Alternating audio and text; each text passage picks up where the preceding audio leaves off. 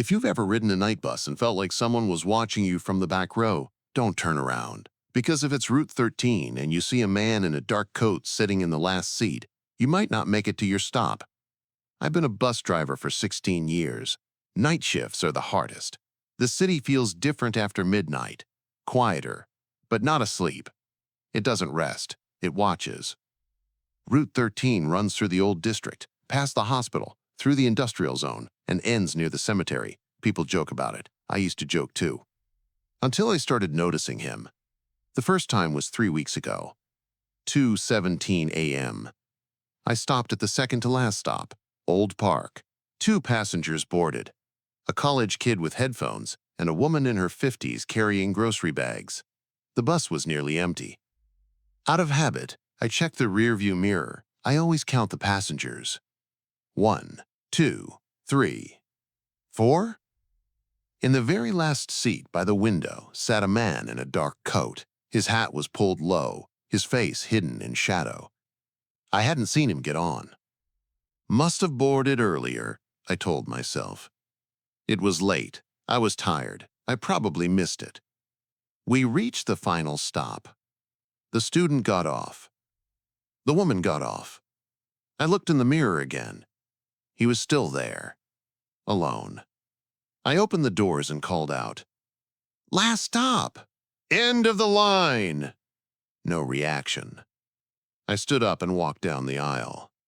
The lights flickered faint yellow. The engine hummed softly. I took a few steps closer. The seat was empty. No one. I froze, looked under the seats. Nothing. A chill ran down my spine. Overworked, I muttered to myself. The next night, again at 2:17. And again he was there. Same coat. Same posture. Same seat. This time I was sure he wasn't there at the previous stop. I watched the mirror the entire ride. He didn't move. Didn't blink. Just stared forward. Not at me. Past me. Like he was waiting. When we reached the final stop, it happened again. I walked down the aisle. And again, no one. But this time, something remained. On the seat lay a ticket. An old paper ticket, the kind we don't use anymore. Stamped with the time, 2:17 a.m. And the date. Tomorrow's date. I didn't sleep that night. And in the morning, I found out that the woman with the grocery bags who rode my bus died. At 2:17 a.m. in her own home. And that was only the beginning. I tried to convince myself it was a coincidence. People die every night, heart attacks, strokes, accidents. The woman from my bus was in her 50s. It happens. But the time, 2:17 a.m., exactly the time stamped on that ticket. I didn't tell anyone about it. What would I even say? Hey, I think a ghost rides my bus and predicts deaths? No, I kept driving. The next shift, I told myself I'd pay closer attention. No distractions. No assumptions. At 2:05 a.m., I left the central station with 5 passengers. I checked the mirror carefully at every stop. 2 teenagers got off near the old factory. A man in a suit exited at the hospital. An elderly couple left at River Street. By the time I reached Old Park, only 1 passenger remained, a young guy in a gray hoodie, sitting halfway down the aisle, staring at his phone. I checked the mirror again. Only him. 2:16 a.m.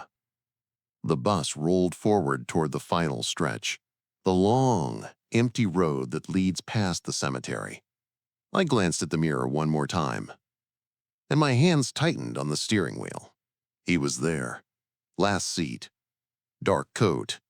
Hat low. Perfectly still. My heart started pounding so loud I could hear it over the engine. The guy in the hoodie didn't react, didn't look back, didn't seem to notice. I slowed the bus slightly, trying to control my breathing. He hadn't boarded. I was certain. There had been no one at the previous stop. I pulled into the final station at exactly 2:17. The hoodie guy stood up, stretched, and walked toward the exit. As he stepped off, he paused, turned slightly toward me. "Thanks," he said. Normal voice, normal face, alive. The doors closed. I was alone. Except for him. Still sitting in the last seat. I didn't move this time. I didn't walk down the aisle. Instead, I reached for the control panel above my head and switched on the interior lights fully. Bright white light flooded the bus. For a split second, I saw his face clearly. Pale. Too pale. Eyes open. Unblinking. And then, the lights flickered. Just once. When they stabilized, the seat was empty. My breathing became shallow. Slowly, I stood up and walked to the back. The seat was cold. Colder than the rest of the bus. And there it was, again. Another old paper ticket. Stamped. 2:17 a.m. Tomorrow's date. But this time, there was something written on the back. 3 words. Check the cameras. My stomach dropped. Because I knew something about the bus cameras. They record continuously. And no one can enter or exit without being seen. Unless they were never there to begin with. The next morning, before my shift ended, I went to the depot security office. I asked to review the footage from the previous night. The security guard gave me a strange look. "Something missing?" he asked. "I just want to check something," I said. We loaded the footage. Timestamp, 2:14 a.m. The hoodie guy was visible. Empty last seat. 2:15 a.m. Still empty. 2:16 a.m. Empty. 2 hours, 16 minutes and 32 seconds. The video glitched. Static. 3 seconds. When the image returned, he was there, already seated, not moving. The guard frowned. "That's weird," he muttered. "Camera must have skipped." "Play it forward," I whispered. 2:17 a.m. The hoodie guy stands up and walks off. The last seat, occupied. The figure doesn't move. 2:18 a.m. The camera glitches again. 2 seconds. When it clears, the seat is empty. The guard leaned back in his chair. Probably a recording error. But I wasn't listening anymore. Because at 9:30 that morning, the news reported a fatal accident. A young man. Hit by a truck. Near the cemetery road. Time of death, 2:17 a.m. And he was wearing a gray hoodie. I didn't go home after that. I sat in my car outside the depot long after sunrise, staring at nothing, replaying the footage in my head. The glitch. The exact second he appeared. The hoodie. The time of death. 2:17 a.m. Twice could be coincidence. 3 times was a pattern. That night before my shift, I stopped at a convenience store and bought something I hadn't carried in years. A small pocket notebook. If this was happening again, I was going to document everything. Every passenger. Every stop. Every second. Route 13. 11:48 p.m. departure. 17 passengers boarded at Central Station. I wrote down descriptions as discreetly as I could at red lights. Blue jacket, middle-aged man. Nurse uniform, young woman. Teen couple. Construction worker. Older man with cane. I felt ridiculous doing it, but I kept writing. By 1:55 a.m., the bus had emptied to 4 passengers. At 2:07 a.m., 2 more got off. At 2:12 a.m., only 1 remained. An older man with a cane. Thin, frail, gray hair. He sat near the middle, staring out the window. I checked the mirror. Last seat, empty. 2:14 a.m. Still empty. 2:15. Empty. My pulse quickened as we approached the long cemetery road. 2:16. I forced myself not to look. 2 hours, 16 minutes, and 30 seconds. I looked. He was there. Same coat.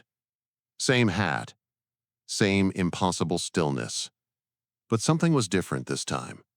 He wasn't facing forward. He was turned slightly, looking down the aisle. At the old man with the cane. Not at me. At him. I felt ice crawl up my spine. The old man shifted in his seat, adjusting his grip on the cane. Did he feel it too? 2:17 a.m. I pulled into the final stop. The doors hissed open.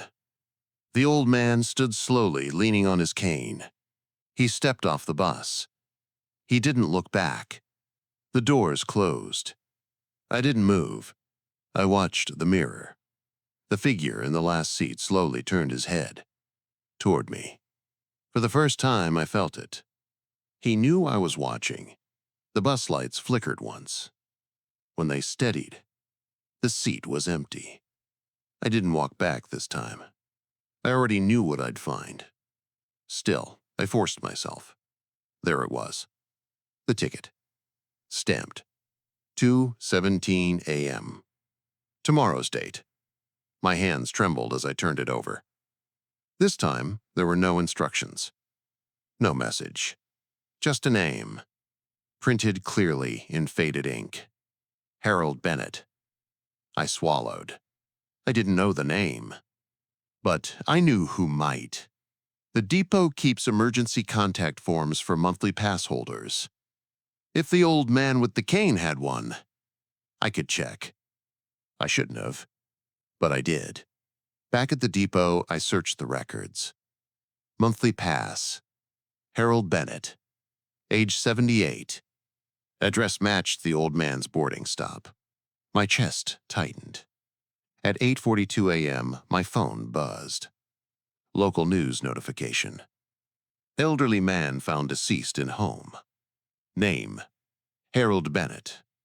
Time of death: 2:17 a.m. Cause: cardiac arrest.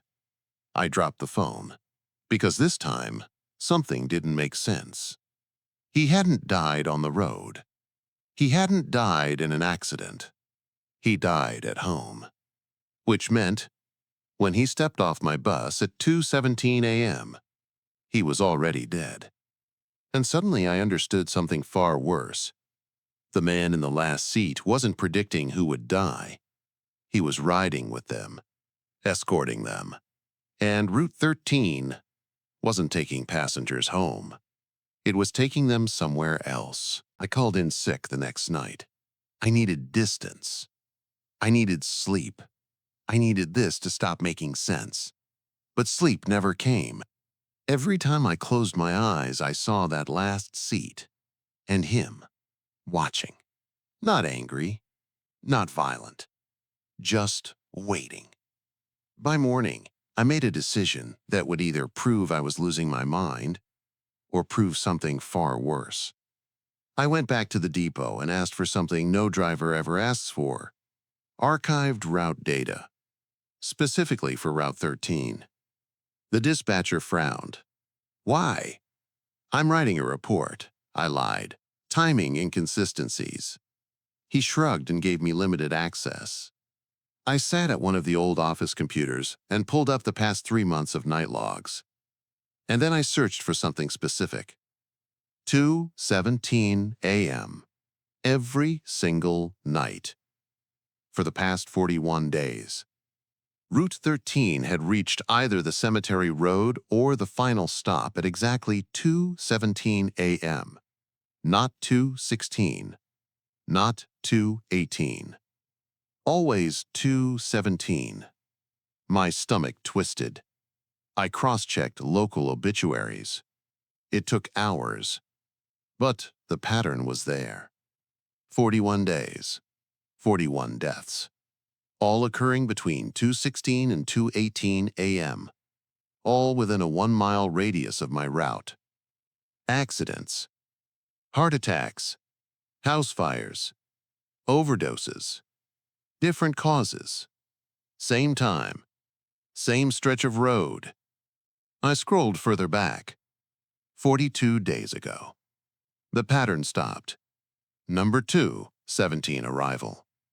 Route 13 had been delayed that night. Construction detour.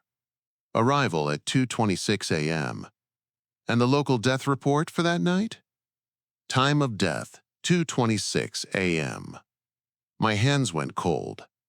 It wasn't predicting the time. It wasn't following the time. The time was following the bus. I leaned back slowly in my chair. If that was true, then Route 13 wasn't just escorting the dead. It was marking them. And then I saw something that made my heart nearly stop. Driver logs. Each night's run shows the assigned driver. For the past 41 days.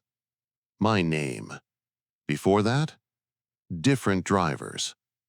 I opened the record from 42 days ago. Assigned driver. Michael Reeves. I knew him. Mid-50s. Quiet guy. He'd worked nights for years. I hadn't seen him in over a month. I stood up and walked straight to the dispatcher's desk. "Where's Mike?" I asked casually. The dispatcher looked confused. "Mike? Michael Reeves used to drive this route." The dispatcher's expression shifted. "You didn't hear?" My throat tightened. "Hear what?" "He passed away about 6 weeks ago. Massive stroke." I couldn't breathe. "When?" I forced out. The dispatcher checked his screen. 2:17 in the morning. Why? The room felt like it tilted sideways. Because I suddenly understood something I should have realized from the beginning. The man in the last seat wasn't attached to Route 13. He wasn't attached to the passengers. He was attached to the driver. And 41 days ago, he changed seats. That night, I didn't call in sick. I showed up. If this was real, if this thing was waiting, then I needed to know one thing. Was I just witnessing it? Or was I next? At 2:16 a.m., the bus rolled onto Cemetery Road. Every seat was empty. I had checked twice. 2 hours, 16 minutes, and 30 seconds. My heart pounded so hard I thought I'd pass out. Slowly, I looked in the mirror. The last seat was empty. Relief flooded my chest. Maybe it was over. Maybe it moved on. 2 hours, 16 minutes, and 55 seconds. The interior lights flickered. Once. Twice. I didn't want to look again. But I did. He wasn't in the last seat. He was standing. In the aisle. Halfway down the bus. Closer than ever before. And for the first time, he was smiling. The dashboard clock changed. 2:17 a.m. And the bus engine died. Complete silence. The doors locked automatically. The lights went out. And in the darkness, I heard footsteps. Slow. Measured. Coming toward me. The footsteps stopped right behind me. I could feel it. Not breathing. Not moving. Just there. The bus was completely dark, except for the faint glow of the dashboard clock. 2:17 a.m. The seconds weren't moving. Frozen. I tried the ignition. Nothing. I tried the radio. Dead. My hand hovered over the door control, but I already knew it wouldn't work. The air inside the bus felt heavy, thick, like the pressure before a storm. Then I heard something I didn't expect.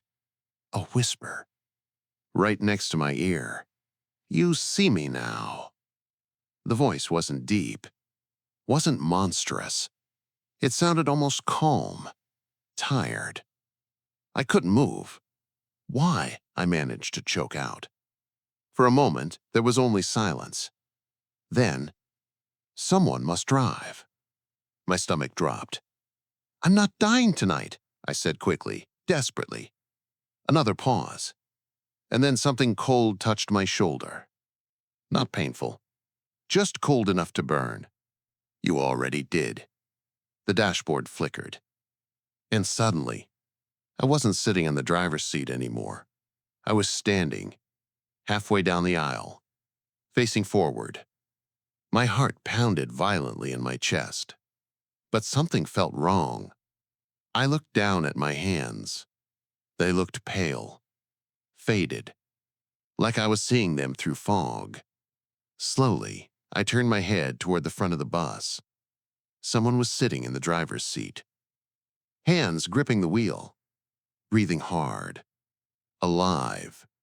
It took a second for my brain to understand what I was seeing. It was me. No, not me. Him. The man who had been in the last seat. He was now in the driver's seat. And the reflection in the windshield.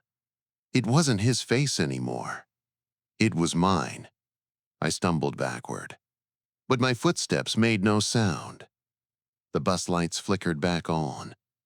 The engine roared to life. The clock changed. 2:18 a.m. Time resumed. Outside, the world moved again. The bus began rolling forward. And I realized something horrifying. I wasn't on the bus. I was in the last seat. Sitting. Still. Watching. The new driver, wearing my face, drove calmly down Cemetery Road. Like nothing had happened. Like this was just another shift. He checked the mirror, and our eyes met. For a split second, I saw recognition. Then nothing.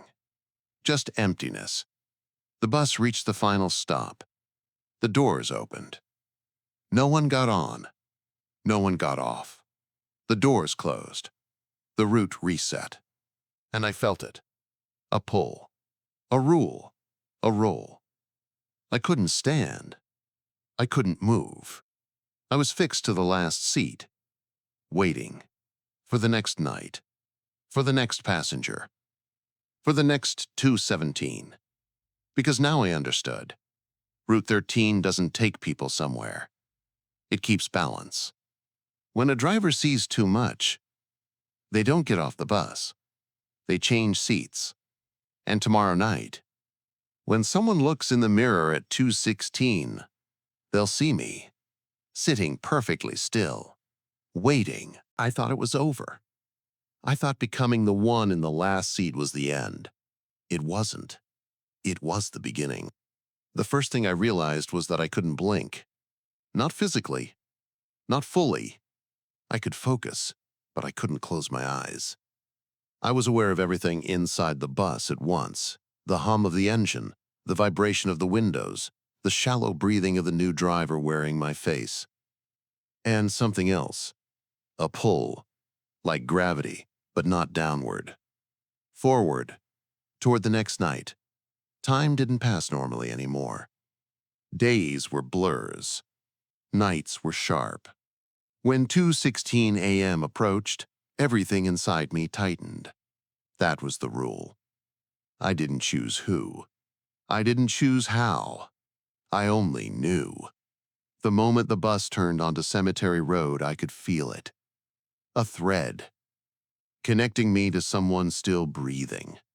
That night, there were 3 passengers left at 2:15. A woman scrolling her phone. A tired nurse. A teenage boy in headphones. The thread pulled toward the nurse. My attention locked onto her automatically. Not by will. By design. 2 hours, 16 minutes, and 40 seconds. She shifted uncomfortably. Rubbed her chest. The thread tightened. I tried to look away. I couldn't. 2:17. The thread snapped. She exhaled softly. Not violently. Not dramatically. Just stopped. The driver, wearing my old body, didn't react. The other passengers didn't notice. But I did. Because suddenly, she was sitting beside me. In the last row. Confused. Transparent. Breathing without air. She looked at her hands. Then at me. "What's happening?" she whispered. I wanted to answer. I wanted to warn her. But the rule changed. When someone new arrives, the one who has been here the longest moves. I felt the pull again. Stronger this time. Not toward the aisle. Toward the front. Toward the driver's seat. The nurse looked at me in panic. No, I don't want to. She didn't finish. Because she understood too. Somehow, we all do. I stood, though it felt less like standing and more like sliding. Moving down the aisle without footsteps. Without choice. The driver stiffened. He knew. Just like I had known. Just like Michael Reeves had known. When I reached the front, I saw my old face clearly. Alive. Terrified. "I'm sorry," he whispered. And I realized something crushing. He wasn't apologizing to me.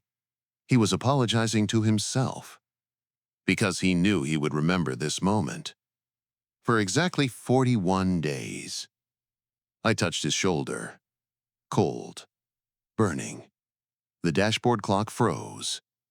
2:17 a.m. The engine died. Darkness swallowed the bus. And the seats shifted again.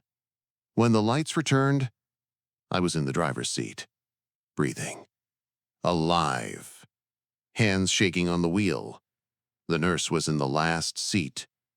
Still. Watching. The clock turned. 2:18. The engine roared back. And Route 13 continued. That's when I understood the real rule. It's not about seeing too much. It's not about curiosity. It's about time. 41 nights. 41 deaths. Then you change seats. No matter what. No matter who you are. And tonight was night 1. I was breathing again. That was the first thing I noticed. Air burned in my lungs like I'd been underwater for days. My hands trembled on the steering wheel. My heart hammered too fast, too loud. Alive. Too alive. The dashboard clock read 2:18 a.m. The engine hummed normally. The road stretched ahead, empty and quiet. In the rearview mirror, the last seat was occupied. The nurse sat there now, perfectly still, eyes open, watching. I tore my gaze away and forced myself to drive. Final stop. Doors open. Doors close. Route reset. Mechanically. Automatically. Like nothing had happened. Morning came. I parked the bus. Signed the log sheet. My handwriting looked normal. My name looked normal. No one stared at me. No one sensed anything wrong. I rushed to the restroom and locked myself inside. Cold water on my face. Pulse racing. I looked at my reflection. It was me. No pale skin. No hollow eyes. Just exhaustion. But when I leaned closer to the mirror, for a fraction of a second, my reflection didn't move when I did. It blinked slower. Then matched me again. I stepped back. Rule number 1, you remember. Rule number 2, you don't talk about it. Because something inside me understood another truth now. If you tell someone, they start seeing. And if they start seeing, the seat starts preparing. Night 2, 2:14 a.m. 4 passengers. A man in a suit. A college student. A woman with grocery bags. A delivery driver. The pull came again. This time toward the delivery driver. My chest tightened. "No," I muttered under my breath. The man in the suit glanced at me in the mirror. "Everything okay?" he asked. I forced a smile. "Yeah." 2:16. The air grew heavier. The bus felt smaller. The delivery driver wiped sweat from his forehead. 2 hours, 16 minutes and 52 seconds. He grabbed his chest. The thread snapped at 2:17. Silent. Clean. Like a switch flipped. By the time I reached the final stop, he was in the last seat, beside the nurse, both of them staring forward. Not at me. Past me. Waiting. That's when the fear truly settled in. 41 nights. 41 people. And I had just delivered number 2. Night 3 was worse.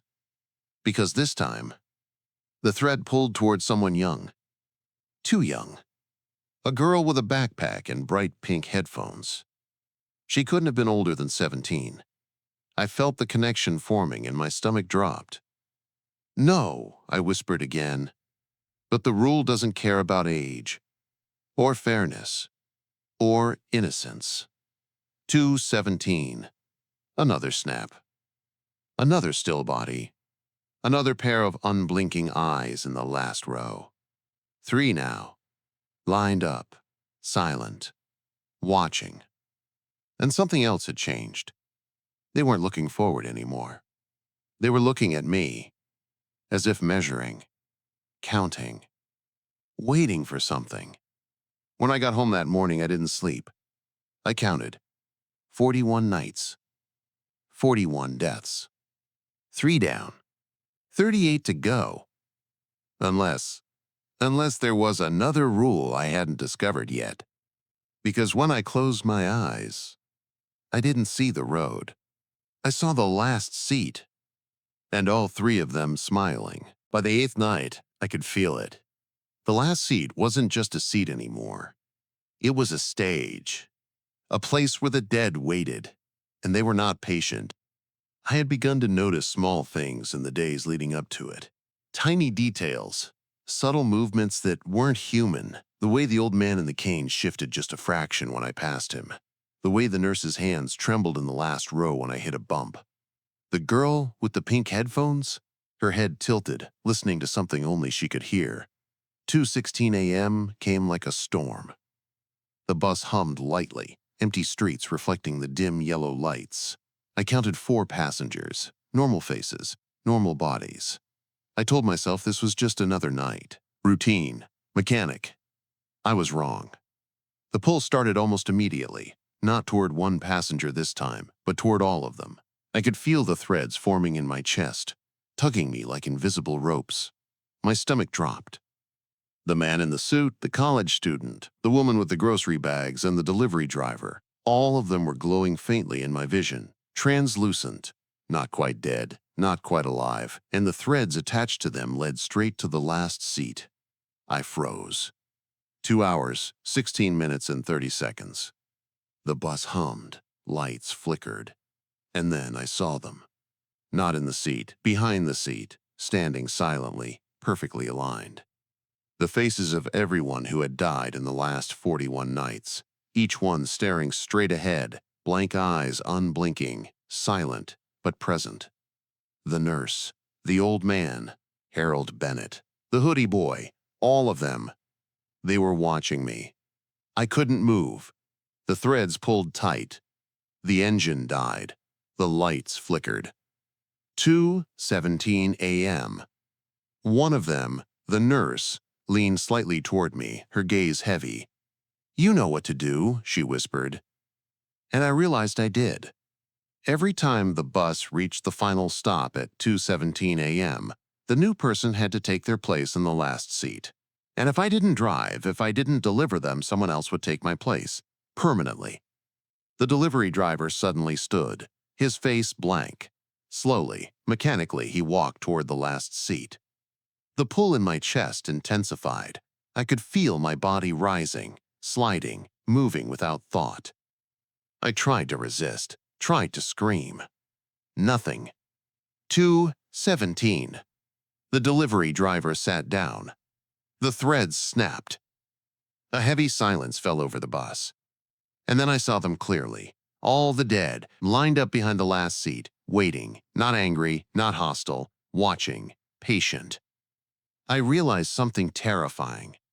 I wasn't just a witness anymore. I was part of the cycle. And the cycle was watching me back. By night 9, exhaustion had become a second skin.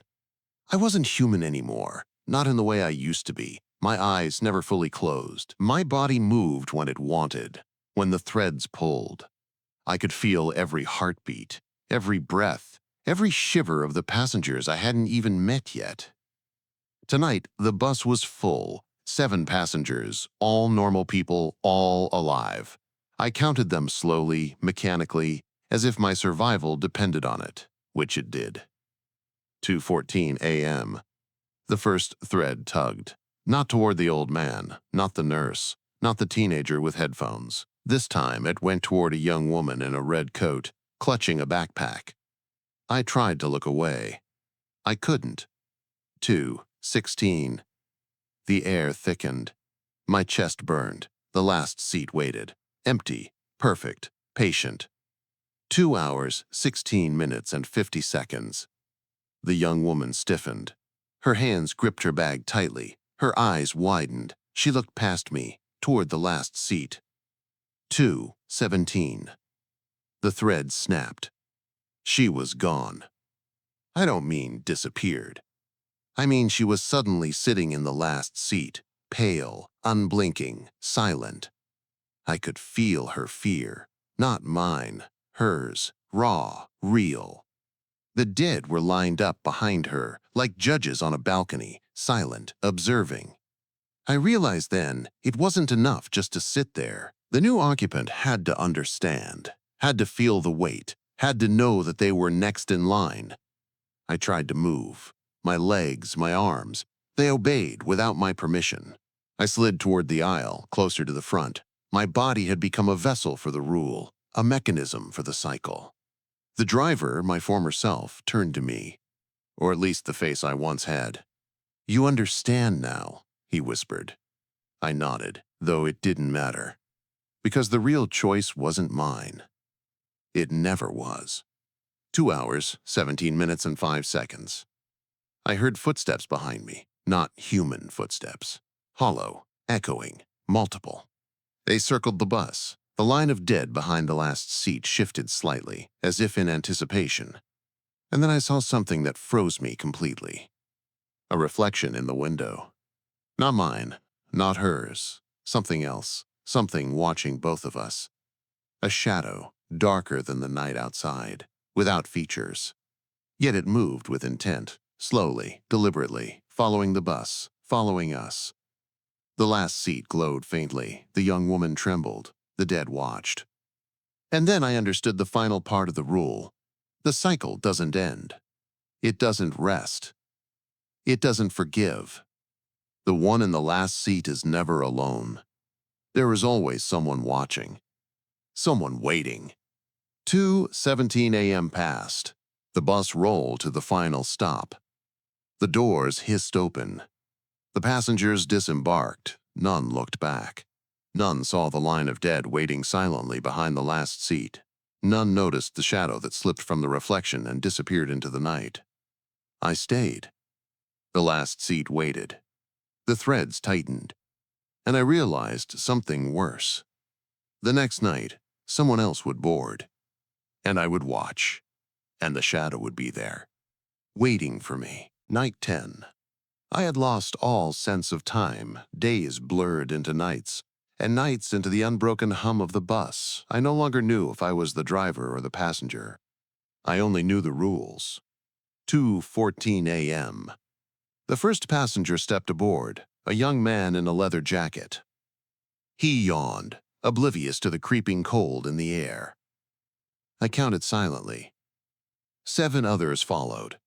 A mother with her baby, a teenage boy with earbuds, a man in a suit, a delivery woman, an elderly woman with a cane, and a girl clutching a red backpack.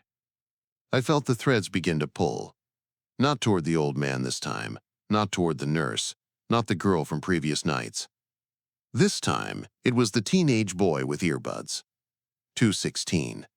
The air inside the bus thickened, like breathing through water. The last seat gleamed faintly, waiting. I could feel the weight of 41 nights pressing down on me. The dead were all there again, lined behind the seat, silent, watching. Their eyes empty, yet full of expectation. 2 hours, 16 minutes, and 50 seconds. The teenage boy stiffened, his earbuds fell to the floor. His eyes widened as he sensed something he couldn't understand. I wanted to warn him. I wanted to move. I couldn't. 2:17. The thread snapped. He was in the last seat, eyes wide, trembling, pale, already changed, already part of the cycle. The dead moved closer, surrounding the seat, forming a silent guard. I could feel their presence pressing down on me. They were waiting to see if I would fail, if I would forget, if I would hesitate. 2 hours, 17 minutes and 5 seconds.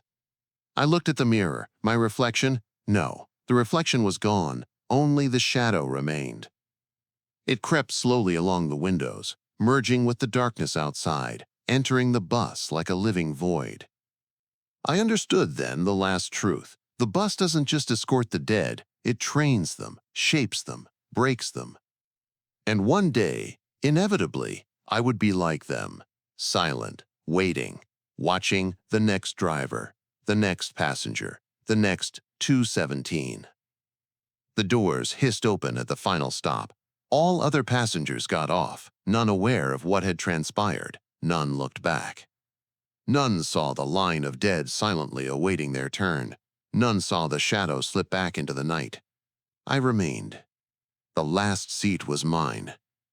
The cycle complete. And I knew this. Tomorrow night, someone else would board. And I would watch. I would wait. Because Route 13 never ends. It never forgets. And at 2:17 a.m., it always collects. The ride continues. Forever. If you enjoyed this story, make sure to subscribe to the channel so you don't miss new scary videos. Click the bell icon to get notifications as soon as we upload the next part. Give this video a like if it scared or intrigued you. It helps the channel grow and create even more chilling stories. There are already plenty of similar videos on the channel: terrifying stories, creepy recordings, and night legends. Don't miss out on the next horror tales. Join our community now.